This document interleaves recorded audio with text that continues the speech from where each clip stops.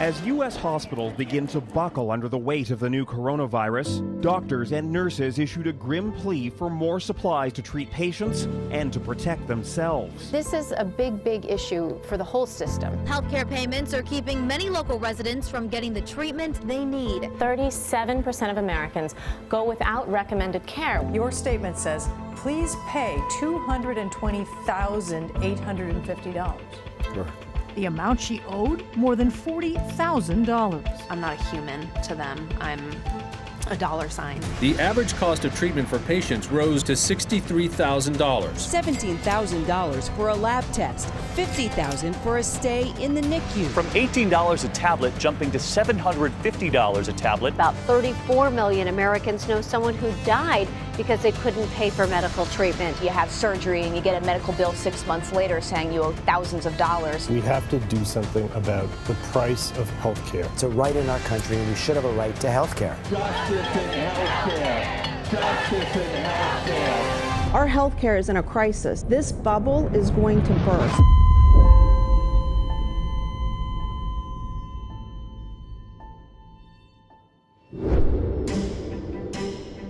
Healthcare. Is it a right or a privilege? Do we want a system based on profit, or rather prevention?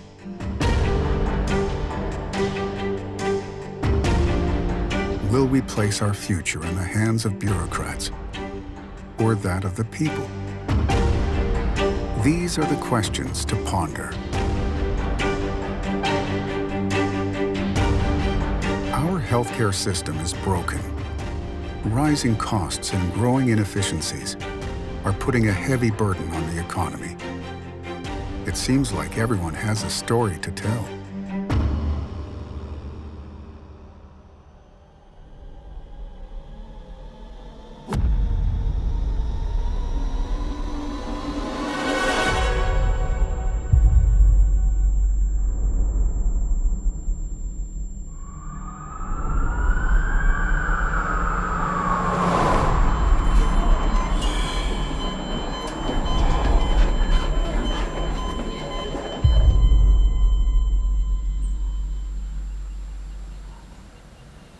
Fella was going to the doctor, he said, but didn't see me and rear-ended my truck. And I blew out my other shoulder and tore the labrum out of it. And my left elbow, they had to reconstruct the nerves in it. And that particular brace they gave me after my thumb surgery when I woke up paralyzed because the nerves in my leg aren't working right and the muscles, and I got a club foot now. Did you get any sort of therapy inpatient anywhere, or? Well, there was a problem at the hospital. I was there a week, and they wanted me to go to an inpatient rehab. And so we were waiting there to get the okay to go. The lady came out and said I was a good candidate and that they would take me. And we were waiting and waiting to go for a couple of days at the hospital, and we never got a call or anything, and we kept asking the doctor when we're going. And he said, I don't know. So finally we waited another day and came home and found out that the insurance company didn't send all the approvals to the rehab center, and they wouldn't take me until they got them.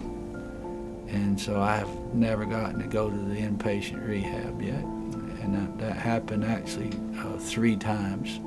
The hematologist recommended for them to massage out the edema in my leg 3 times a day.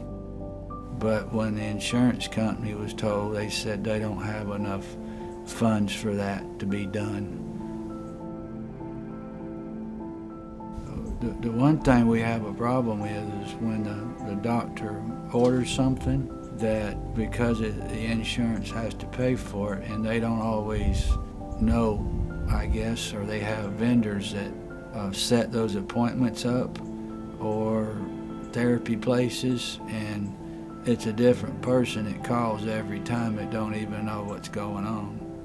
And it takes 4 or 5 vendors just to get one appointment. And sometimes it's weeks and months even before they get all that worked out, while you're just sitting there waiting for therapy and things like that.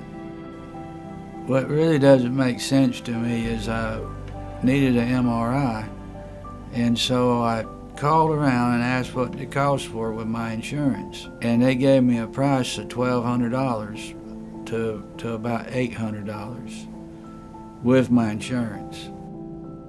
Then I called around to some. I said, what if I just pay you cash? I don't want a receipt or anything for it. And it was $295 out the door. Now, it didn't go towards my deductible, but I don't understand why I could pay $295 instead of $800 gets billed to my insurance. That doesn't make sense to me. We got married in 1985 at the First Presbyterian Church. So we've been married 34 years this year. Well, after he came home from the hospital, they sent him to different doctors trying to, figure out what all had gone wrong during his surgery. And they were looking at parts and pieces of him. And finally, we got a referral approved for the psychologist, and we went there for a full day evaluation.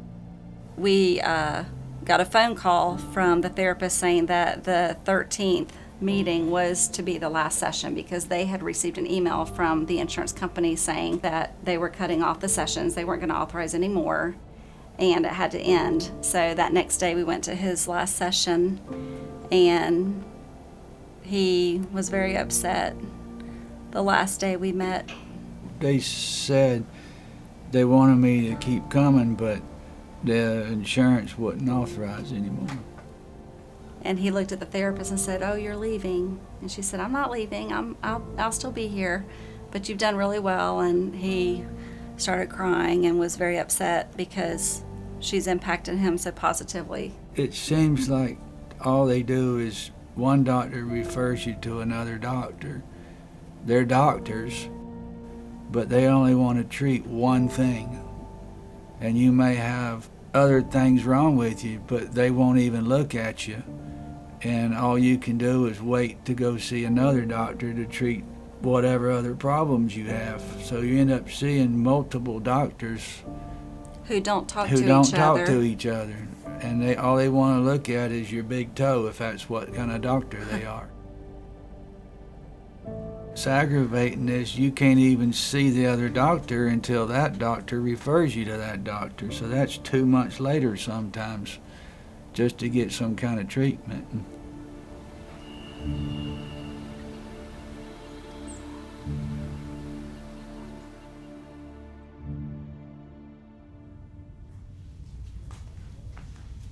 My name is Angelica. I'm 24 years old, and my first story about healthcare is that when I was around elementary school, I was diagnosed with type 2 diabetes. Since then, when I found out, I was heartbroken. I was little, I didn't know what to do. I didn't know what was good or bad. I've seen people pass away, and it's so hard because my parents tell me, take care of yourself, because that could happen to you. You can lose a leg, you can lose a finger, you can lose anything. For me, my surprise came at 45.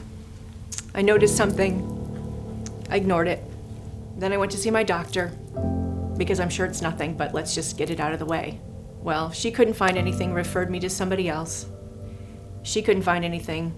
We need to do a colonoscopy. Bingo. There it was. Had to then see a surgeon to figure out what it was. Probably wasn't good. It ended up being stage 3 colon cancer. I was 37 years old, never been in the hospital other than being born. Woke up, had chest pains, went to the hospital that morning. They gave me a quadruple bypass surgery. Later on, 12 years later, I guess, had chest pains, went back to the hospital, had bypass surgery again. I became sick with this mysterious illness. One of the doctors, I'm a nurse, I was completing my bachelor's degree and I could barely even think.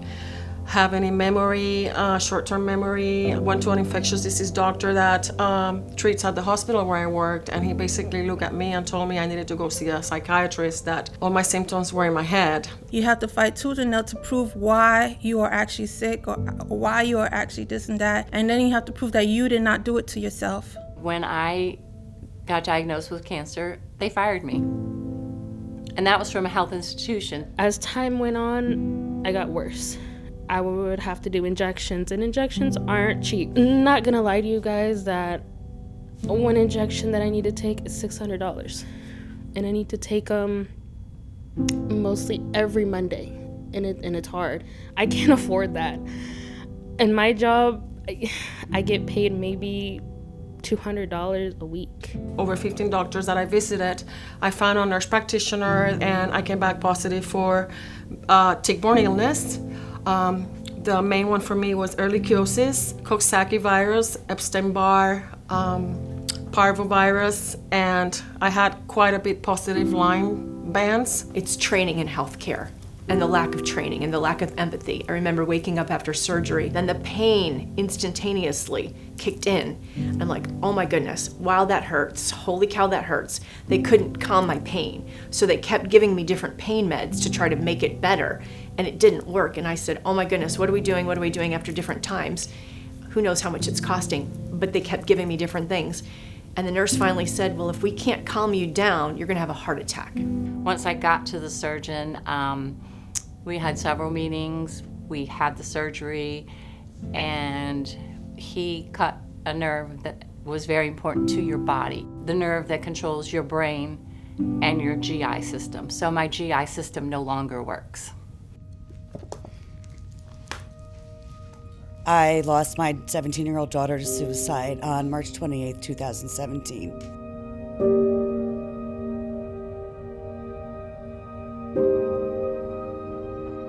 The runaround that we received so many times throughout her illness, which went on for, a good 6-7 years, was depressing. It was frustrating, and it's just not where we need to be. Some of the things that went on, it began at the beginning with her seeing a psychologist, her seeing a doctor, and of course, was prescribed medication. It never failed multiple times that once she would get on a medication that was actually working, insurance would say, well, now you need to change it because it's too expensive. The whole medical merry-go-round went round and round because, this is what we have to do, is we have to fund the medical merry-go-round. I got in debt. It was so much money. Healthcare didn't help me. They left me there like nothing. They said I got rejected because of the fact that I'm diabetic. I was not worth it to the healthcare system to be treated. Went back for my 6-week checkup, we weren't done. It was in the lymph nodes. So I decided on an aggressive form of treatment, which meant chemo and radiation. And I would go to this facility for, in all told, with a surgery, about a year's time. It cost a lot. And it cost a lot many times. When you're hitting $10,000 deductibles and your co-pays don't count, and you have to pay for labs, and you have to pay for x-rays, and you go to the pharmacy and you get a medicine that they think is a trial medicine, and they tell you your co-pay is $3,000. Well, at $3,000 you walk away and say, I guess I don't need that medicine, or I need it, but I don't have $3,000 to pay. It's not the $99 or $33 or $189 for a family anymore. People are paying up to $1,500 a month for healthcare for their whole family. And add that with the rise of housing, you're paying $1,500 to $3,000 a month for housing, depending on what type of housing do you have. So people cannot afford it. Haley was hospitalized many times with suicidal attempts. And she was in the hospital, she was in the inpatient for sometimes 6 to 8 weeks. But the minute that you started to see the light come back in her eyes, insurance would say, okay, you're done, it's time for you to get out. These hospitals, mega hospitals, are just raping and pillaging. It's like, what can we get away with? How much can we charge this person? As soon as some physician tells you have excellent insurance, you should be leaving that office. Supposedly, healthcare is supposed to help you. It's supposed to, help you with anything you can. It's not helping me. It's like making me in debt. We move forward in the healthcare system. You know it, you hear it, now it's you.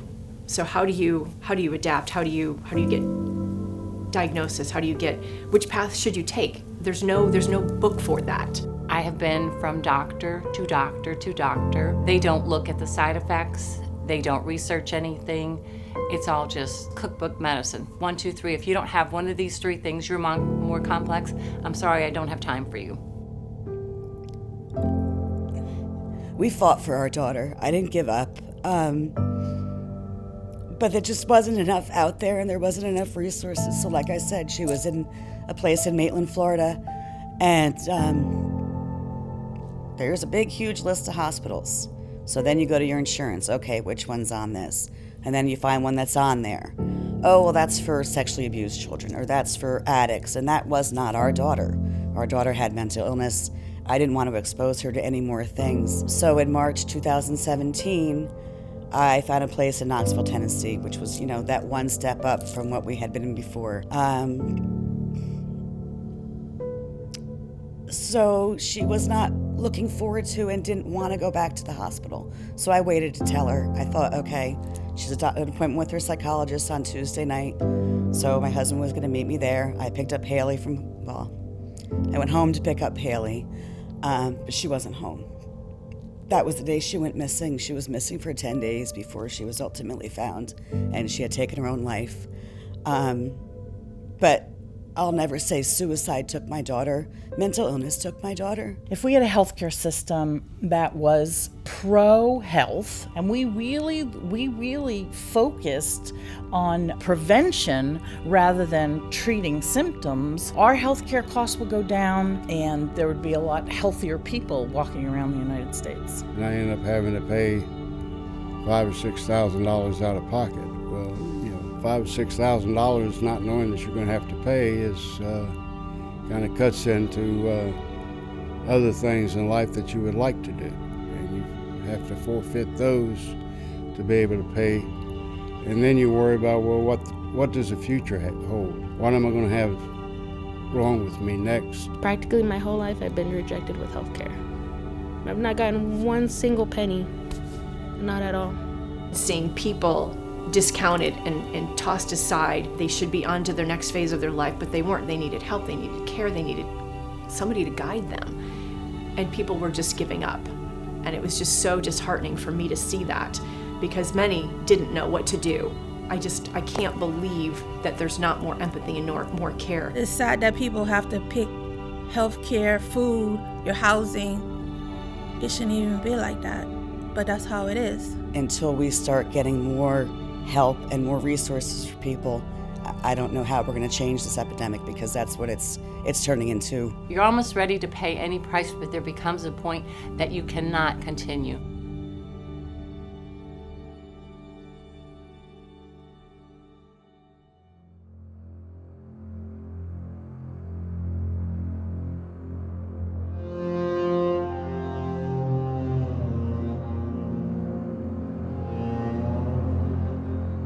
Our congressmen were elected to represent the will of the people. If only it were so simple. And the answer is the greed and corruption of the drug companies. Divisive party line politics, special interest lobbying, and bureaucratic entanglement all account for something quite different.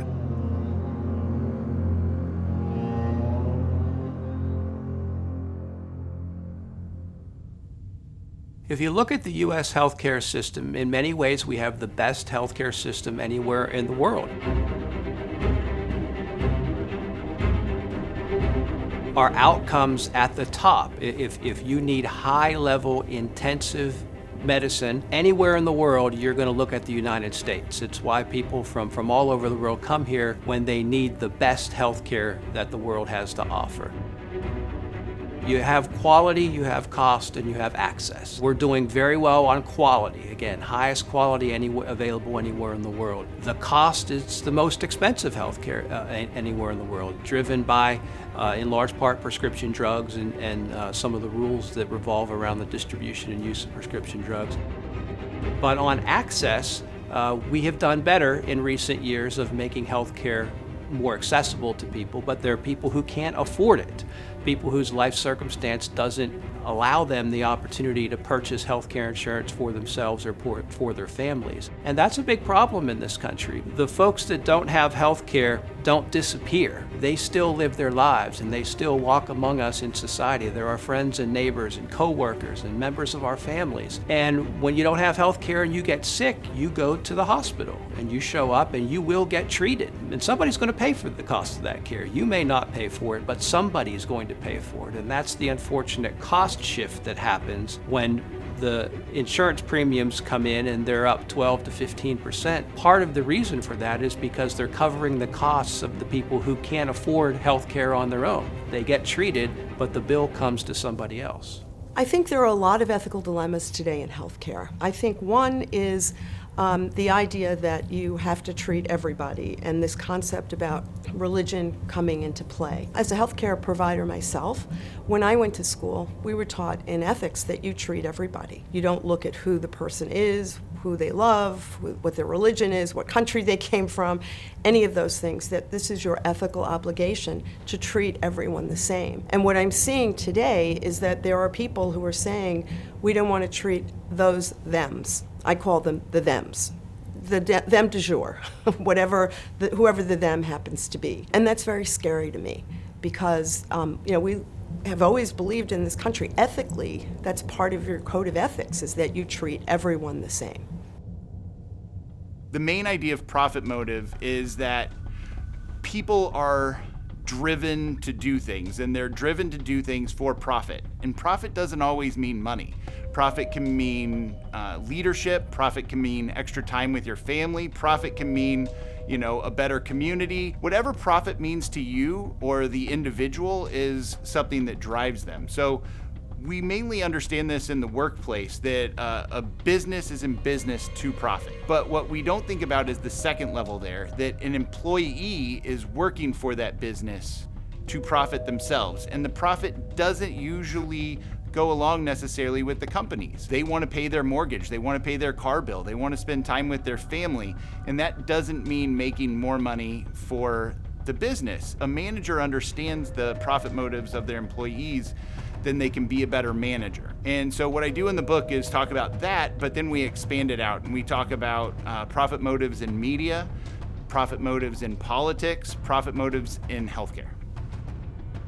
So profit motives in healthcare are really interesting because the patient is only paying for about 10% of the healthcare they receive, and that's 10 cents on the dollar. So if you went into a grocery store and you were only paying 10 cents on the dollar for whatever you could buy, you would buy a lot more groceries or different groceries. It would change the way that you shop. And in fact, that is what we see in healthcare. People have these gold-plated plans that they don't use much of and don't get the value out of. But since they're only paying 10 cents on the dollar, and since the companies get to write it off of their taxes, we see this expansion in what we're paying for in healthcare. We have these government regulations that really change the way that the hospitals and the doctors and the practices think about the patients. Because if a patient's only paying 10 cents on the dollar and a hospital's getting reimbursed by the government or an insurance company, then the patient is no longer the client. They're no longer the payer. And so instead of the hospital or the doctor treating the patient, they're thinking of billing, and they're thinking of the businesses, and they're thinking about the insurance companies. Healthcare costs too much. We're having to pay too much because it costs too much. We're perhaps using it too often, or not using it correctly. There's a lot of focus now on the drug companies, and drug prices are, of course, very, very high, and something clearly needs to be done about it. When drug companies are only funding 5 to 10% of your budget, it's a lot easier to speak out about something than when they're paying a far higher amount. They say that they represent patients, consumers, but they never say anything about drug prices because they're getting so much money from the drug companies. The other things that resonated for me the most when I started covering healthcare was seeing the list of the countries that spend the most on healthcare and the countries that have the sickest people. And we spend the most, and among the developed developed countries, we have the sickest people. So there's got to be a better way to do it, and one of the things the other countries are doing much better is offering social services. Profit motive is really broken in healthcare because what you want is a doctor-patient relationship where the patient is the client, and therefore the hospital and the insurance company and the employer are all focused on treating the patient. And in this case, they're not. They're all focused on saving money for whoever the payer is. The number of times you go to the doctor, the number of tests and services that they order and that they run, the more often they're paid. And there was no incentive to keep costs down because the more treatment you provide, the more you're going to be paid. We are moving away from that. We're moving to a value-based reimbursement society where you're expected to provide high-quality care at the lowest possible cost. Currently, when you go to the doctor and you end up having a surgery, you'll get 7 different bills in the mail. You'll get one from the surgeon, one from the primary care physician, one from the anesthesiologist, one from the people who took your blood, one from the X-ray, on and on it goes. And in the past, they haven't coordinated as well as they possibly could have. So there was a lack of coordination, a lack of cost control, and again, no incentive to keep costs down because you're reimbursed based upon the volume of care, not the quality of care. So the way you solve the problem of cost, in part, is by cracking that part of the system, getting into value-based arrangements where people, physicians, providers, are reimbursed based upon the quality of care, not the quantity of care that's offered. People have taken a step back to think, well, I'm more comfortable with government intervention in the healthcare system because none of those bad things I was told were going to happen have actually happened. So the debate today is framed by a much greater acceptance in the public of government intervention in the healthcare system. So when a candidate talks about Medicare for all or single-payer healthcare system, there are policy implications to that when you dig deeper that may concern the public, but the theory of it is not nearly as concerning to the public as it has been in the past. Regulatory capture is an economic theory that was put forward by George Stigler in 1971, Nobel Prize winning economist, and he argued that it was possible within a regulated environment for the industry that was being regulated to control the regulatory authority. So the theory of regulatory capture is exactly that you have entities that are being regulated that through campaign contributions, through political and other public activities, gain a dominance within the regulatory authority over which they're being regulated. Regulatory capture in the healthcare industry would involve, let's say, the prescription drug market, where the Food and Drug Administration looks first to the pharmaceutical companies and asks their opinion of things before they make a determination on drugs. The same would go for healthcare providers. And the issue with the theory of regulatory capture is, I think, the view that in all cases it's going to lead to bad outcomes. You have people who are making decisions that are not in the public's best interest based upon an industry dominance of the regulatory body. I get asked all the time from my experience in Washington, what are the most powerful lobbying groups that you see in Washington? And clearly the gun industry, the Israel lobby, the AARP, the seniors lobby, they're all in and of themselves very powerful, but as a group, as an industry, no group yields more power or participates more forcefully in the advocacy process than the healthcare industry. You have the pharmaceutical companies, big pharma, you have the generic drug makers, you have the pharmaceutical distributors, you have the hospitals, you have the physicians, you have the medical device industry, you have consumers, you have all sides. There are probably hundreds of people sitting around their kitchen tables all across the country with the bills out, looking at their healthcare expenses, thinking about what it means for them. It's the largest driver of bankruptcies of any issue in the country. 20% of our GDP goes to healthcare. The money that's involved in healthcare in this country leads to a huge public discussion about the future of our healthcare system. The problem with the perception people have of lobbying within the healthcare industry is the money that gets spent to influence outcomes. And that's when you run into the danger of not having the most effective outcome. I think we need very strong leadership in some of these areas, just basic things that we used to do that we're not doing anymore. Why? If they get sick, if the thems get sick, they expose the us's to getting sick. And that's not really looked at today anymore. So I think we need, some strong leadership in Washington, people to speak out the way they used to speak out and say, this just isn't right.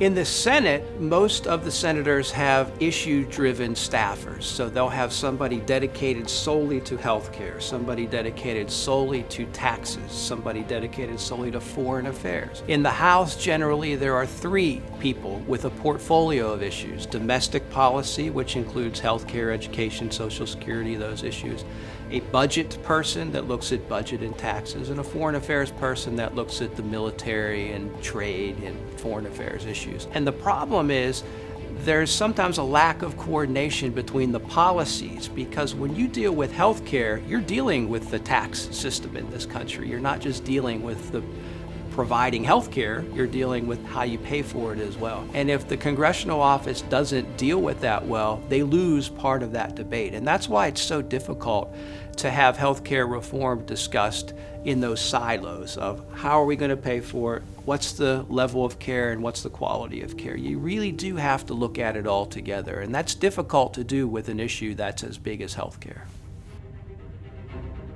I'm here in McLean, surrounded by some of the biggest, most expensive houses you've ever seen, and they're owned by people who are lobbyists. So there's a lot of corporate interest at play here. Even if you don't care about these people, you are paying for them, and economically, it doesn't make sense for them to not have care, covered care. If you don't have the support of the American people behind you, it is going to be very difficult to pass legislation. When people come in, and you, as the people who are setting the budget for the country, it's a zero-sum game. And you have to decide this year, are we going to spend more money on MS, or Alzheimer's, or cancer, or HIV, or diabetes, or heart disease? How are we going to spread that money around? And that is so powerful, and that's why healthcare is unique. And for all the money that's spent on lobbying in this country, that's what wins the day. It's not money, it's the face of the people that are impacted by healthcare the most.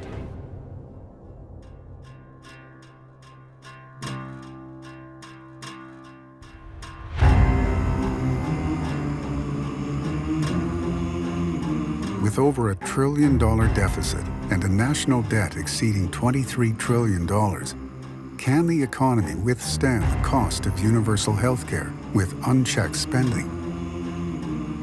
My name's Carl Ash. I'm a PhD economist. I've been working in healthcare economics for all of my career. A lot of us endure what I call is financial toxicity. Healthcare in itself is very expensive in our country, and I'm not always confident that it's being spent in the most appropriate manner. The United States spent roughly $3.65 trillion on healthcare services, which represents a 4.4% increase from the year before in 2017. The quality of healthcare and related services, are they justified by the costs? My name is Ken Keyes. I'm a tax lawyer in Washington, D.C.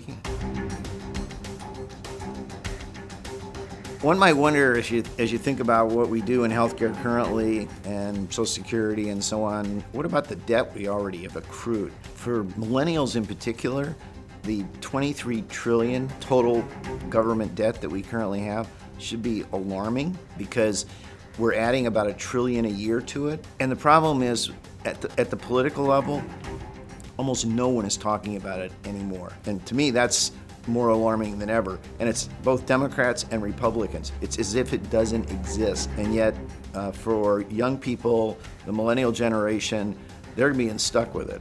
That's a big change from, say, when I was at the Joint Committee in '97, and we did the '97 budget deal, which was a bipartisan deal between Bill Clinton, a Democrat president, Newt Gingrich, the Republican Speaker of the House, did a deal.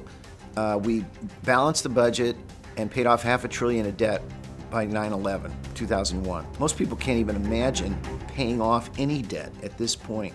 And so we're adding $1 trillion a year under our current spending levels. So when we think about spending more at the federal government level, no matter what you're talking about, you have to realize we already have an enormous debt, and it should be something that scares everyone. What's the bad news for millennials who are concerned about paying $1,000 a month for health insurance? The bad news is most people like their health insurance because they like health care. What other countries have done to lower costs is something that Americans are not prepared to do, which is ration health care. That's what the UK does, that's what Canada does. Americans have come to really expect that they're going to have health care relatively on demand. They don't like sitting in emergency rooms waiting. It's a real dilemma that we face because we like what we have, but we don't like what we're paying for it. So the question is, do we want to give up what we have, or do we want to find somebody else to pay for it? And the problem is, somebody else is going to be the millennials too, because it's going to come in the form of taxes. For employers, providing health insurance is a deductible expense, which of course makes sense because it's part of the cost of employing people. So there's a lot of interactions with the tax system, both individual income tax and corporate tax, that relate to the health insurance system that we have. Corporate taxes only produce about $200 billion a year of revenues out of multiple trillions that we collect. Our tax system basically collects money from individuals in the form of Social Security taxes and income taxes. That's where most of the money comes from. The estate tax, which gets a lot of attention because it's a tax on people when they're wealthy and die, it doesn't produce that much money either. There are no easy answers here in terms of changing the status quo to something that's more acceptable, because people like their health care. Modern monetary theory, in a nutshell, says that the government can print as much currency as it wants, and there will never be any net effect on purchasing power of that currency, meaning that lots of free stuff can be promised to everyone, whether it be college, medical services, jobs, food, housing, and anything else the general populace demands from the government. So if they print 100 currency units, they just tax the rich the same amount. So 100 goes in and 100 comes out. In their way of thinking, it's a simple transaction and the net cost is a wash. However, history tells us this is never what happens. Every flat currency in the world in the course of the last 100 years that disappeared suffered its demise because of this very theory. This can be summed up that there is a limited amount of wealth but an unlimited number of currency units. Modern monetary theory is the road being paved to economic hell. You know, there's a lot of proposals that are being made by various presidential candidates to expand the role of government in healthcare, for example. And so that does raise a question of, do we have to worry about what government's already providing, and can we afford it? The Social Security system, for example, we know by about 2032 or 2033, which isn't that far away, is going to hit a point where there's no reserves left in the Social Security Trust Fund, and incoming taxes will only be adequate to pay 70% of benefits. Now that's a horrific thought, that we're going to cut Social Security benefits 30%. That's just not going to happen. So we already know that we have other demands that we're going to have to fund one way or another without expanding existing programs. That's part of what we have to think about as we consider whether to, for example, expand health care that's provided by the federal government, because we already know that we have obligations staring us in the face within a decade or so that are going to demand enormous resources. A reasonable question one might pose is, can we improve the healthcare system by taking money that we're already spending at the federal government level and spend it on healthcare rather than where we're spending it currently? If you walk out and interview 20 people on the street and say, where should we cut spending? They will all say, get rid of foreign aid. Foreign aid represents such a minor part of federal government spending that it's barely a blip in terms of the total that the federal government spends. You have to realize what the federal government is. It's an insurance company with an army. And when I say that, what I mean is the three biggest pieces of the federal government are Social Security, Medicare, and Medicaid, and defense. You add interest on the national debt, and you have 80%, 90% of total federal government spending. So what that means is, if you want to reallocate, you would have to take money from defense and spend it on healthcare, because that's where the money is. Everything else is small potatoes. coverage of healthcare in the context of the 2020 Democratic presidential campaign amounts to asking a yes or no question about support for Medicare for All. The Medicare for All crowd accuses the others of being incrementalists, and the Medicare for All critics say that this is the pie in the sky stuff that won't work. What's missing here is any deep analysis of the cost and feasibility of Medicare for All, and more important, what some of the alternatives might look like. So unless the candidates can get beyond the talking points and connect their plans to these pocketbook concerns, any plan will have trade-offs and landmines. More health care costs more, and we have to decide how to pay for it. The thing about healthcare also, that people like the healthcare they have, they expect to get it. And you might say, well, we're spending too much money on healthcare. That's a pretty common notion that you hear. The rest of the world spends 15% on healthcare, 10% on healthcare. Why are we spending 20%? Well, it's one way to spend our money. We could be spending it on alcohol, which I'm okay with. It's not the worst thing in the world to be spending money on, which is to provide good healthcare. And there's a reason many people around the world come to the United States, to the Cleveland Clinic, to Mayo, to you name it. It's because we provide the best healthcare in the world. So there are reasons that the current system actually has a lot to be said for it.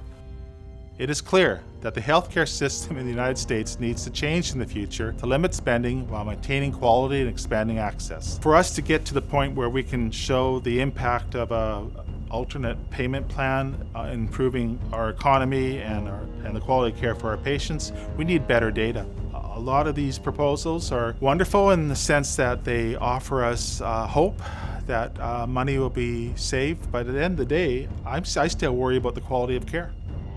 Affordable health care, as I understand it, is something we all aspire towards. The path getting there is convoluted. The sheer magnitude of what we're experiencing now, which is roughly $3.65 trillion, is daunting in itself. These facts speak for themselves. We have a real issue here.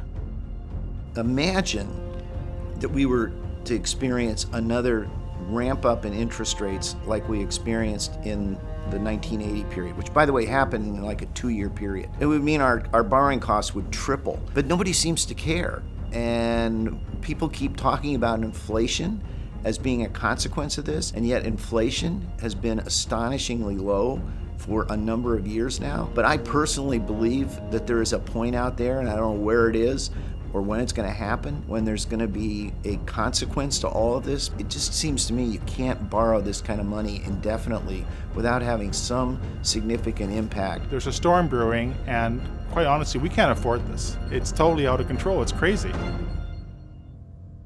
One of the things, when I started covering the Affordable Care Act and through now, one of the things I've noticed is that just as it's wonderful that the people in downtown Washington, where I work with kids of color, teaching them health reporting, just as they have insurance now, it's not doing as much for them as it should be doing, just as the people that I hear from all the time who are self-employed say it's not doing enough for them. They might as well have catastrophic insurance. They can't afford to go to the doctor. You know, Obamacare, the Affordable Care Act, has had a real significant impact on people. People don't have to worry about not being insured.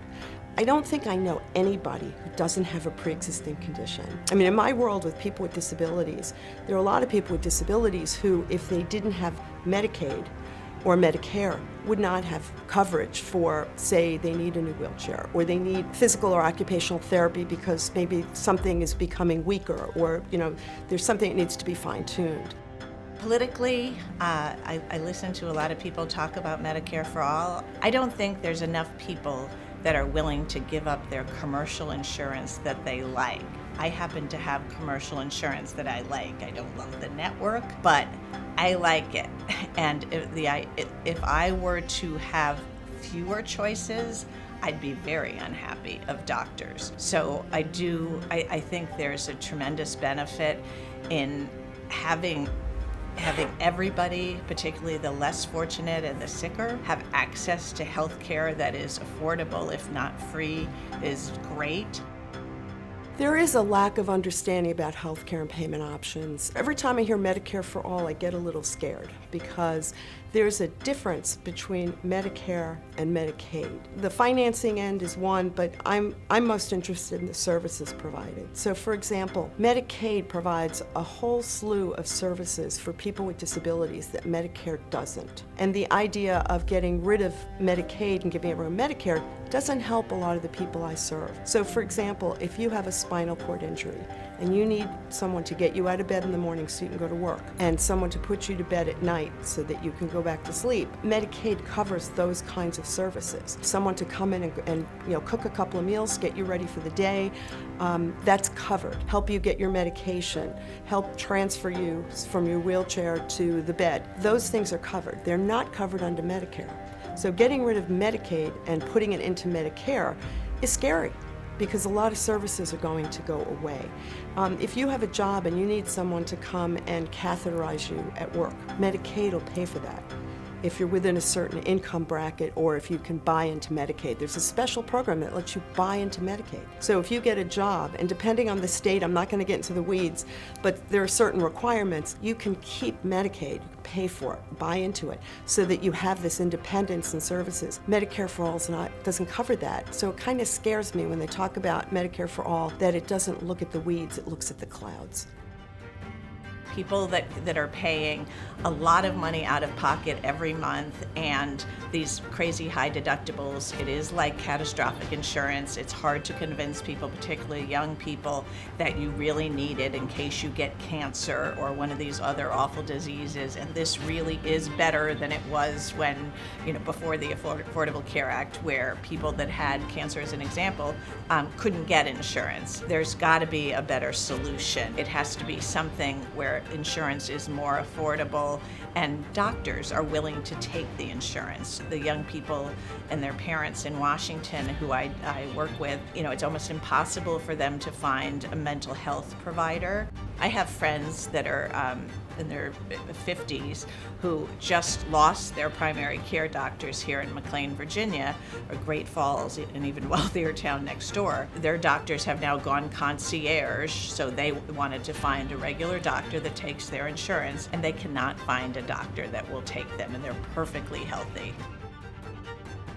The Department of Health and Human Services is trying out some interesting possibilities, how to bring the cost of healthcare down while making people healthier. But boy, it's very slow going.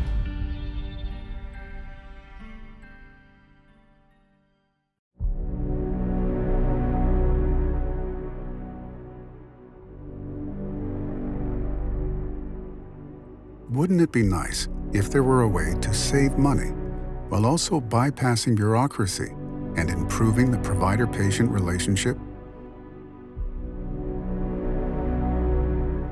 So I've been advocating for free market healthcare for a long time. And in that time, I have had a congressional healthcare. I've had a healthcare plan that was provided to me by the state of Florida. I had one from the National Center for Policy Analysis. And now I run my own business, and I had a great plan there. Obamacare passed, and I had a worse plan that cost more money, and I've slowly been getting a worse plan that costs more money. And then I looked around and said, I've been advocating for free market healthcare for 10 years. These healthcare sharing ministries, I've heard the good stories about them. I've seen them doing good things. So I actually joined one last year, and it's been interesting. I still think it's the Wild West. It's an emerging market. The frontiersmen were called frontiersmen for a reason. They were out on the edge doing something. But when you look at the economics behind them, the economics is solid. If you look at their books, the books are solid. If you read stories on the way that they've paid for patients, they're all solid. And in fact, it's one of the biggest things in this market is that they all don't want anybody to mess up, because since it's cutting edge and since it's a little different than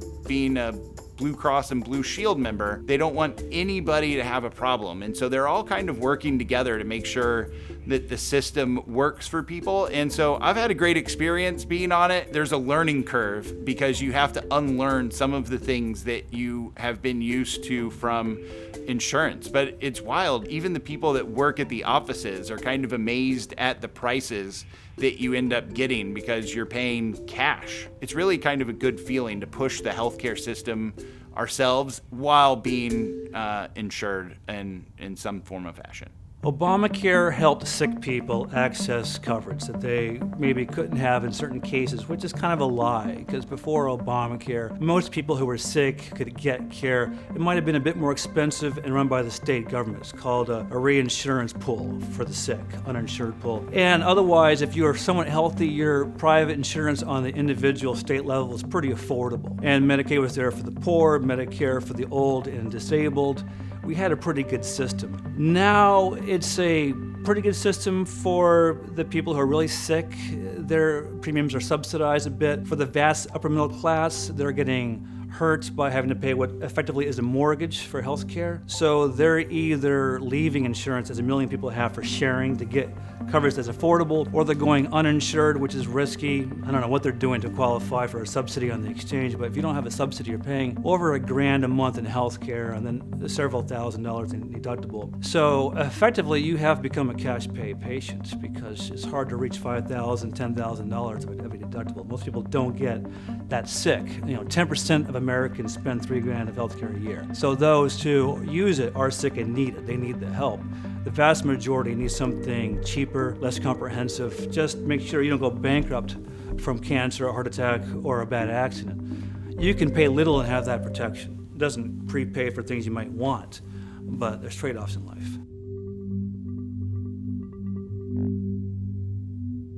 My name is Jeff Cantor. I'm the founder of YourFreedomHub.com, and we are a disruptor in the freedom industry. So we're also involved in healthcare and a variety of other areas, all about freedom for individuals. What we're able to do is provide you an assistant, as it were, so you've got an expert in the field to be your helper. So if you're a member with us, as an example, you just call a simple phone number, and you're talking to a health expert who can help you figure out how to get a better pricing on an MRI, find a different doctor, shop around for surgeries. Because again, you probably don't know how to do that, you don't have the time for one, you don't have the interest in learning any of that stuff, but you want the solution. So we're going to give you a fast way to get to the most proper solution possible. 1 million people who are fairly well-to-do or even of modest income have left insurance for sharing. They've bit the bullet, they're happy, they're accessing the same doctors and hospital, but they're just paying half as much, so they're happy. Then there are those who like the idea of becoming a cash patient. You'll see for primary care what are called direct primary care practices proliferating nationwide. And especially if you're kind of a high user of healthcare, if you have a lot of meds, if you're a chronically diseased person, you're going to go in a lot, pay that monthly fee of $75 or $100. Your primary care physician will give you unlimited or low-cost care. He has access or she has access to labs, tests, good recommendations, 24-hour access for the kids when they have the cold in the middle of the night. That's a great innovation in the market, DPC. We'll cut the cost if you're catastrophic in half, and we'll also double your money in a spending account, called a medical spending account, for the low-level stuff that you know you're going to have. If you're going to have maintenance meds, you want to go to the chiropractor more often. There's now a Forbes-featured medical spending account that doubles your money over 3 years, effectively making all your out-of-pocket 50% less. So Health Excellence Plus is the name of that solution, where not necessarily the primary care part, but the sharing for the expensive stuff and the account for your first dollar discretionary stuff is pretty cheap for $400, $300 a month. So that's going to make people's eyes open up, and we make you into a cash payer. So now there's no networks. We didn't even talk about how insurers handcuff you with networks that exclude the best doctors or hospitals. That's something that we're definitely telling people about. It's not just your price, it's also the handcuffs and networks. We make into a cash payer, so there's no networks and there's no need for networks. We'll help you shop nationwide, wherever you want to go to. Medical tourism internationally. More natural care, where a lot of folks want to go. Health Excellence Plus is the plan for the individual, family, or small business person in open enrollment to cut your costs in half, become a cash shopping patient, and really take control of this awful health system. The question oftentimes is, how important is it to be a cash payer? And the reality is it's very important. The market understands pricing signals. Everyone's familiar with going to a corner where there's a gas station on every corner and they're all fighting for that price. So I get to see the pricing signals and I know where to go. Same thing when it comes to medical care. If I don't understand what anything costs, all I'm worried about is what's my copay. So the idea of cash is that the whole program and anything I'm going to have done is all defined down to one set price. So I can decide as a consumer which is the place I want to patronize, and without a pricing signal, I'm never going to know that. So being a cash payer is mission critical to the success of healthcare in America. We call it medical cost sharing. Oftentimes under the concept of sharing, it's more of a religious approach. But realistically, it's a very old mentality of how to deal with things. It's everybody pooling their resources. A common occurrence is to talk about the Amish. Because in the Amish community, they don't really have insurance. Because let's say your barn burns down, tomorrow every neighbor shows up to build you a new barn. So the same thing with the community of medical cost sharing is everybody's pooled their financial resources. So if anybody within that community actually has a medical expense, we're going to be able to make sure that that's met. And it's the most effective methodology because it's very ethical and it's very inexpensive by comparison because you're not layering it up with a lot of added costs and stuff built in there for no good reason, just to pump up the price. It's like any little cartel that formulates over time. You know, if you can kind of get control of an industry and then there's only a couple players after a while, they tend to start to collude together. Whenever any cartel formulates, its sole goal is monopolization of what's going on and to thwart anybody entering that market. And invariably, they've got the participation of government when it comes to that because they have lobbyists and they patronize them as far as like getting votes or giving them money for campaigns. And in return, they're going to help them pass those regulations that they're seeking. So it's definitely a fixed little world. Have you ever heard someone say, have you considered sharing? Well, it's half the cost of insurance. It's the third way in politics too. And you know what? It's not new. It's 100 years old. It's mutual aid. Most folks before World War II got their health care through groups that they belonged to. And they paid a monthly fee. They had a kitty to pay all the bills. Sometimes they had an in-house doctor. It was part of lodge systems they belonged to. We're engaged in a big change, taking on the cartel, where 90% of people get their health care through insurance companies that they don't like. We're here to empower patients and to give them more choices so that we can save this market and make it better, not more controlled and worse. The advantages of being a cash pay patient are actually kind of almost hysterical if other people weren't getting taken advantage of by the system. But like if you go to Keith Smith's Oklahoma Surgery Center, you'll pay about 10% of what you would pay at the hospital down the street. And that's just because he doesn't have a full billing staff that he has to hire. He doesn't have to wait 90 to 180 days for payment and then not be sure if he's going to get the payment. And because of this system where he can get payment now, he can even negotiate. So instead of getting paid in cash, he's gotten paid in Bitcoin. It's kind of an exciting thing in healthcare to see when you're paying with cash, what changes. And even going to your normal doctor's office, you can see price cuts of, anywhere from 10% to 90% on different procedures or office visits. I mean, the goal also is about your wealth, right? I mean, in reality, there's two important things in your world: your health and your wealth. You need both of those. Everything else kind of builds off of those. So when it comes to your wealth, there's a lot of areas that you need to think about. My personal finances, my cost of health care, how much I spend, where do I get the money to pay for all those things? So we've got a few different mechanisms. In the healthcare world, most people are understanding the idea of a health savings account. And so we're able to help you with those too, where you can actually get money invested. Most people just have it set aside. They take a little tax break, but they're not growing that money. And the government's giving you permission to grow that money. So we're gonna help them understand how they can grow dollars in a health savings account. But then also we have a medical benefit savings account, which, as Charles was mentioning, allows you to double your dollars and even more to pay for first dollar medical expense. Because that's the challenge for a lot of people. I've got my insurance or whatever it may be if something bad happens, but you know what? I have a lot of other independent things I have to spend money on. Where does that money come from? And so that's another area we want to address to make sure that you're covered in terms of where you're going to provide for yourself from one extreme to the other. Now, when we look out into the long run, what we need is a patient-doctor relationship, a doctor-patient relationship. And the way that we do that is by giving the patient the power, making the patient the payer. So health savings accounts are really the primary solution for that. John Goodman wants to make them Roth health savings accounts, which makes them post-tax dollars. And that is a way to further make healthcare money more equal to other money. And so really, when you get into the economics of healthcare spending, instead of having cheap dollars for healthcare, you should have a choice between healthcare, savings, and buying should all be equal. Within the healthcare industry, I have created a distribution system for a cash-based platform that really enables the free market system to sort of begin to change things from a system right now that doesn't work very well for patients or providers. So what our program does is it takes a technology that is very inclusive and acts as a platform which allows physicians to receive cash payments for medical services that they decide how much they'd like for them to cost, and allows them to put their services really onto a free market type of platform. We go to employers and we say, let us talk to your employees about making sure that whatever doctors that they'd like to see on that platform be on there. Then we set up a system that lets them pay cash for everything that they might need as a healthcare consumer, except for hospitalizations and emergencies, which is really the only thing that you need a catastrophic insurance plan for.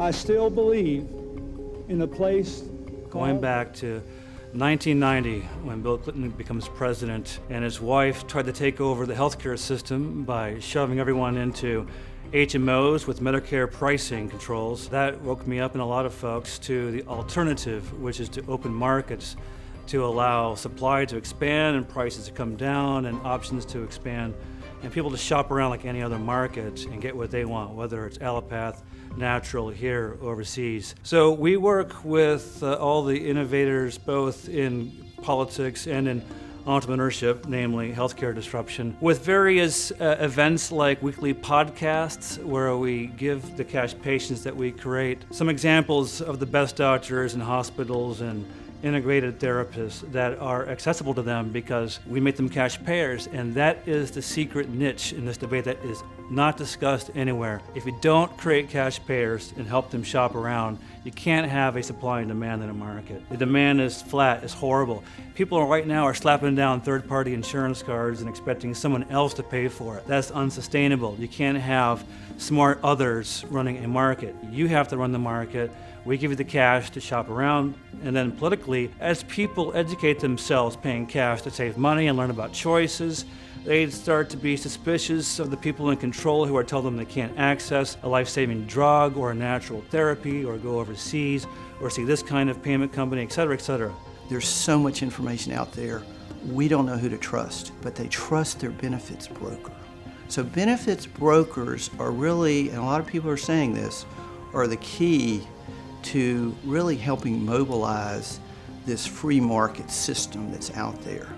And so we seek to work with folks that are in that arena. All the big healthcare systems, they want to be the center of excellence, but they're going to, at some point come to a reckoning where they realize that they've got to become much more consumer friendly and pay attention to all the things that other industries have had to pay attention to as well. We're not trying to, cut anybody out. We just have a system that arranges for anyone who can add value, bring the things that consumers need and want to really stay as healthy as possible. There's plenty of room for them if they're doing the right things. One of the things we see on Capitol Hill is actually something that the founders set up, and that's that it's actually hard to pass a law. It's hard to pass a bill. We have the House, and the House is representative. They're called representatives, but it's representative of the country. The House is hot. It's the teacup. You never know what's going to come out of it, and you never know what they're going to say, but they're representative of the country at large. And then you have the Senate, and the Senate is the tea saucer. So it sits below the hot tea, and so when the hot tea spills out into the Senate, it's the cooling place. So in the Senate, one senator can stand up and stop a bill. And that, I think, is an important thing for the country, because that means that the minority is always represented. But it can be frustrating when we want to pass a bill. We want something to pass now, but one senator can stand up and stop it. All of the senators have to understand how important a free market healthcare is, how important a functioning healthcare market is for it to work. People are typically very smart. Oftentimes I've had dealings, and I've been in the industry over 30 years, and I've had dealings with, some inner city areas. And the person in that area may not be a highly educated person as far as like book learned, but the reality is that they're extremely smart when it comes to common sense. So that's a universal trait most people have across all spectrums and colors and ages and whatever it may be, if you allow that to occur. And so that's what's been the passion, is how do we get more autonomy and freedom into all markets, and the most egregious by far is health. So that's really kind of the low-hanging fruit, because it affects everybody. Everybody's going to get sick at one point, and if that's not a free market, we're all going to suffer. Your health is going to be affected one way or another, and you would think it would be really important for people to pay attention to that, and sadly they don't. So we're here to stimulate traffic, to get people to become more aware, and frankly, when everybody does become aware, they get more involved. And what that's doing is building the grassroots information of what's going on in the system. The more people that are MediShare members, healthcare sharing members, the more people that go to a DPC practice, the more voters understand about what's going on, the more Congress will listen. So when you look at a staffer, they're 28 years old, they don't make much money, they're up working in the Capitol to make America a better place, but the people that are coming into the office that might offer them a better future happen to be the lobbyists for the hospitals and the big healthcare providers. Those are the people that come in with the money. So if you're a staffer and you're looking to help somebody, are you going to help a sharing plan that only has one lobbyist on Capitol Hill that isn't paid the same as, the middle Blue Cross and Blue Shield lobbyist? Their profit motive is to help the big healthcare providers more. So what we have to do is change the grassroots. We have to educate voters. We have to change the marketplace. And I think that we're on our way to that, but it's going to be a long road before we get all the way there. I started covering Washington the year that Reagan got inaugurated, and Tip O'Neill was a Speaker of the House. I used to know President Reagan's chief speechwriter, and I knew Tip O'Neill's press secretary, Chris Matthews, and President Reagan used to get together and they got along, they disagreed. It's very sad that that doesn't happen anymore. And I find it really unfortunate that we're not seeking a middle ground, but I do see promise, and I see things like the Koch brothers have a foundation stand together that's working on health, education, criminal justice reform. More people just need to realize there are ways to solve the problem by working together. It doesn't have to be so divisive.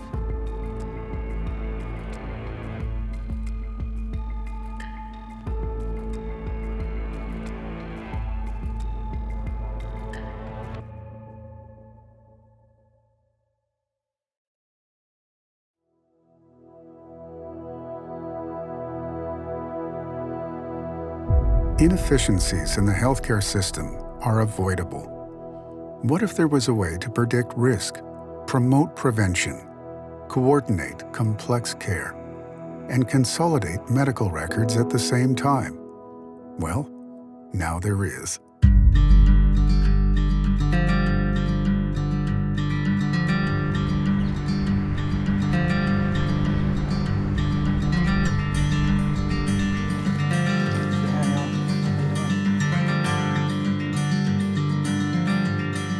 My name is Paul Roberts, and I'm the owner of Roberts Consulting, which is a medical case management firm. I've been a medical case manager and RN for about 20 years.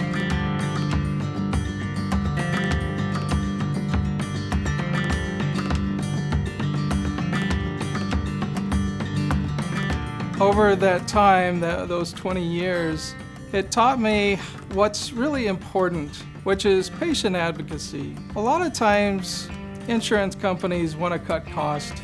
They want to cut corners. But my view of things is we're nurses. We went into nursing because we care about people. I've seen the problems with the current healthcare system. I've been able to develop an alternative healthcare plan to the current mainstream healthcare in the country. I call the plan Coordinated Care for All, and the parts of the plan include prediction, education, prevention, efficiency, and cost containment. Starting with prediction, it's now possible to look at genetics, family history, and current medical status and integrate those in a functional way to predict outcomes and risk. Education is important because patients need to understand how to prevent a condition and also the deterioration of that condition. Prevention is important because obviously you need to make sure that a certain condition or at least a deterioration of a condition doesn't progress. You can provide the education and you can have a focus on prevention, but it doesn't necessarily mean that someone will do it. We know there are a lot of competing forces and motivational factors. We have to account for that. So my plan is not something that says we expect everybody to follow this prevention protocol. So there's really a couple different kinds of case management. There's telephonic case management. A medical case manager, an RN, is on the telephone. They're coordinating care, kind of behind the scenes. And then there's also what's called field case management. With field case management, you're actually going out into the community on site with the doctor and the patient. Field case management is actually useful in more complex and catastrophic cases. Medical case management is usually reserved for people that have some condition that is advanced or requires that kind of coordination. One of the primary roles of a medical case manager is to coordinate medical care. A lot of times, a person's medical care is very complex and they can't handle it on their own, and they need someone to advocate and do that for them. A medical case manager, a registered nurse, is in a position to understand the medical side of things and make sure things don't slip through the cracks, that everybody's on the same page. Things happen and they get coordinated. If you don't have medical case management, a lot of times what can happen is you get a delay in treatment, there's misunderstandings, miscommunications. I think that RNs are good at conveying information to a patient because, for one thing, they care, and because they understand what's going on from a medical side, but also really from interpersonal side. A lot of times, medical cases, they're handled by an adjuster or what's called a claims examiner. This is somebody that they're great, but they don't necessarily understand the medical side of things. And they administer the claim, they pay the benefits, and all the stuff that goes along with that, but they don't necessarily understand the medical terminology or even what's going on medically. It helps to have somebody with medical training in the middle to collaborate and interpret that information. RNs understand a wider breadth across a larger spectrum of the healthcare field. They're used to dealing with the best doctors, some of the best ancillary treatment, for example, physical therapy. The doctor orders an MRI. That's got to happen somewhere. So a medical case manager understands